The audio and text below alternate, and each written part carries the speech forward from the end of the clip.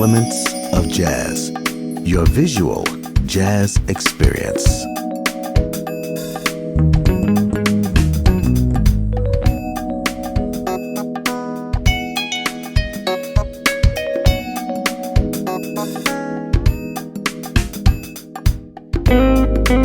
Hi, welcome to Elements of Jazz TV. Today we are at the Infiniti Summer Concert Series, and we're meeting today with the world-renowned, insightful, and charismatic lead vocalist and guitarist, Daivid. Can you give me your thoughts on being a part of the concert series and being here at the Hyatt Regency? Sure.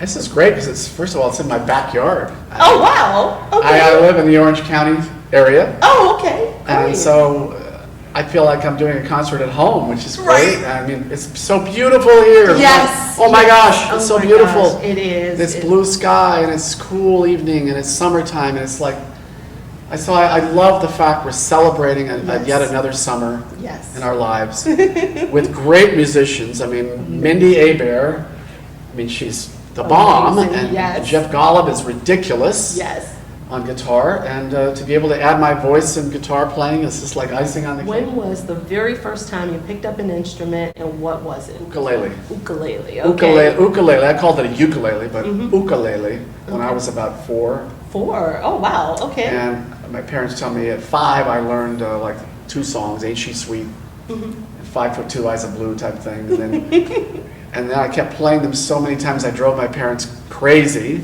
out of their minds. They're like, we got to give this kid another instrument. So they got me a guitar. Okay. My dad showed me like 3 chords, and then I was off to biggest influences, music. Oh man, that's always the hardest because so many.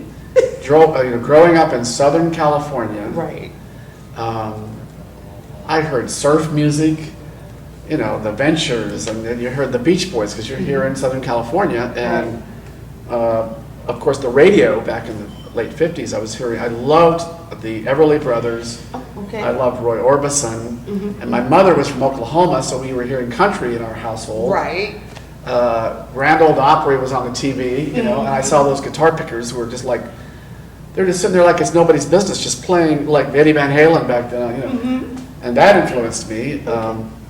And then, of course, the Beatles came along when I was in elementary school, and that changed everything. But of course, I really did love the great. My ear was pulling into soul music.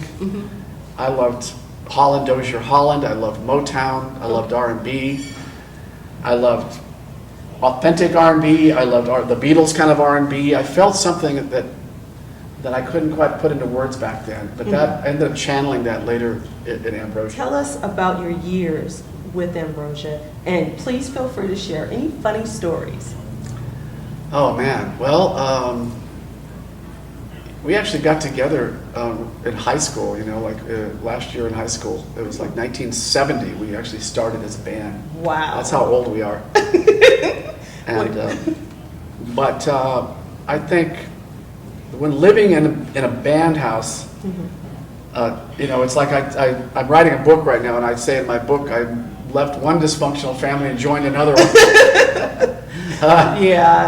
It was like we were just like a band of gypsies living in a house together, and we set up in the living room, and nobody did the dishes, and things were growing in the refrigerator.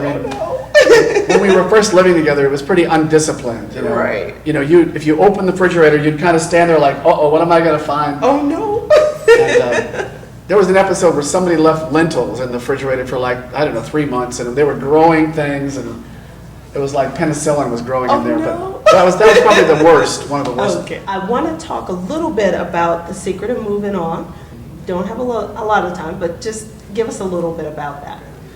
That was my solo record for Concord and Peak Records that came out in '05, late in '05, and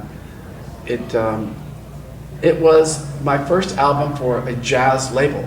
Okay. But I always had jazz elements in my music. The chord structure, a biggest part of me, are very jazz oriented. And David Benoit is one of my best friends, and I sang on the Benoit records and toured with David Benoit. And so I had this tie into the sort of the jazz audience. And all right. That record was a very important record in my life because I was going through changes I remarried, Yes. and it was an incredible time of my life to be recording a record and living in a little apartment by the beach. And I had friends like Steve Perry of Journey coming in, Yes. helping me co-write the song. And I asked Steve to produce my vocal, which he did, and co-produce the song, which he did. He was so generous. I mean, I don't know if anybody knows, I'm sure you all can imagine, Steve Perry is one of the nicest people in the world and most generous and most talented.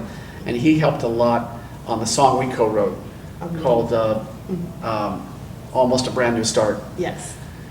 That was amazing alone. But then having Ann Wilson of Heart sing the title track with me. Yes. I had toured with Ann Wilson, and so that was amazing on The Secret of Moving On. And to have a record, well, my favorite track was the song called Vertical Disbelief, Yes.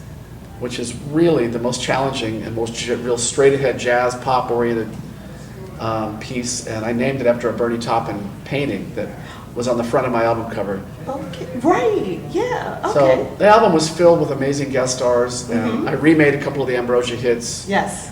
And they became hits all over again, which was fantastic. There you go. And I just want to say it was something I'll never forget. It was amazing, and it allowed me to go tour as a solo artist Yes. and really grow as an artist and as a front man, and to be able to go and just do a show all by myself. Right. Like open for like Michael McDonald, or open for Alan Parsons, or open for David Benoit. Yes. And then integrate myself into their show.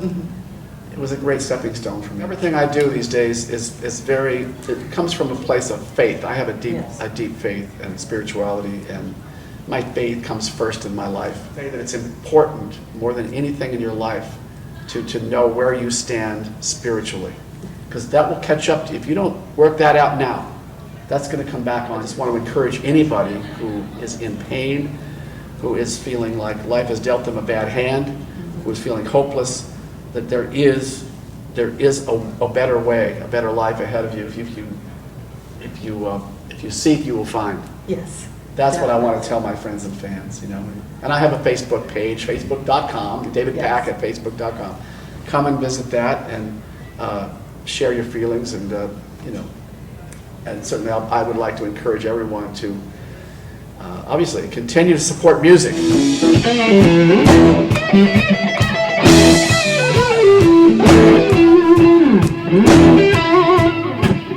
I don't care if you move on the best side. Having gone since I began to grow.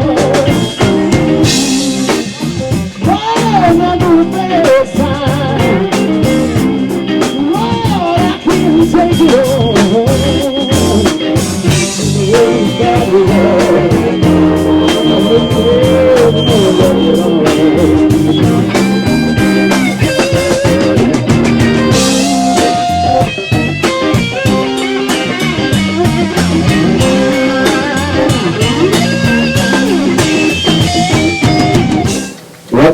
This is from me, Jeff, to you. What your eyes now can't see, your heart sees more clearly. All the more reason we hold you more dearly. For the new notes you'll play will come right from the soul of a man all-consuming has a pure heart of gold.